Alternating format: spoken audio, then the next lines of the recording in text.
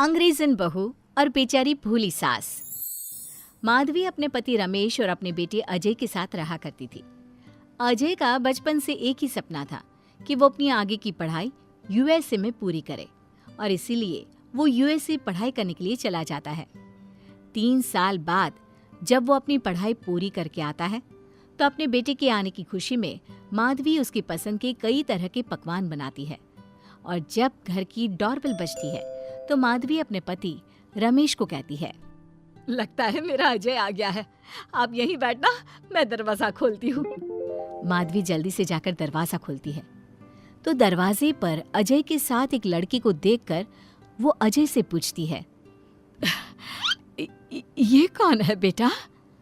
माँ, ये ग्रेटी है। हम दोनों यूएसए में साथ ही पढ़ते थे और अब ग्रेटी इस घर की बहू है। क्या बहू? अरे बेटा, तूने शादी कर ली और बताया भी नहीं। कम से कम अपनी माँ को बता तो देता कि तू अपने साथ इस घर की बहू लेकर आ रहा है। मैं बहू के आने की कुछ तैयारी तो कर लेती। कोई बात नहीं बहू, यही रुक, मैं अभी तेरे लिए पूजा की थाल लेकर आती हूँ। मॉम, आप अपनी ये फॉर्मेलिटीज बाद में पूरी कर लेना। I'm so tired right now. आजा डार्लिंग, अपना रूम कहाँ है? कोई बात नहीं बहू, तुम पहले आराम कर लो, तब तक मैं तुम्हारे लिए चाय बना कर लाती हूँ। ग्रेटी अपनी सास की किसी भी बात का कोई जवाब नहीं देती और अपने रूम में जाकर सो जाती है। कुछ देर बाद माधवी अपने बहू बेटे के लिए चाय नाश्ता लेकर उनके कमरे में जाती है, जहाँ ग्रेटी अपनी सास से कहती है, हाँ चाय, अजय। क्या हुआ ग्रेटी? अपनी मॉम को बोलो कि अब ये जब भी हमारे कमरे में आए तो नॉक करके आए।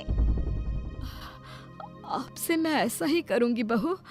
वो तो आज ही तुम दोनों आए हो तो मुझे लगा थक गए होंगे, इसलिए जल्दी जल्दी मैं ऐसे ही चाय नाश्ता लेकर आ गई। वो क्या है ना, अजय जब भी बाहर से आता है तो आते ही चाय मांगता है, बस इसीलिए मैं ना ये चाय यहाँ रख देती हूँ, पी लेना, अदरक वाली चाय है। ये बोलकर माधवी वहां से जाने लगती है। तभी ग्रेटी अपनी सास से कहती है, जाते हुए अपनी साथ अपनी ये चाय भी ले जा।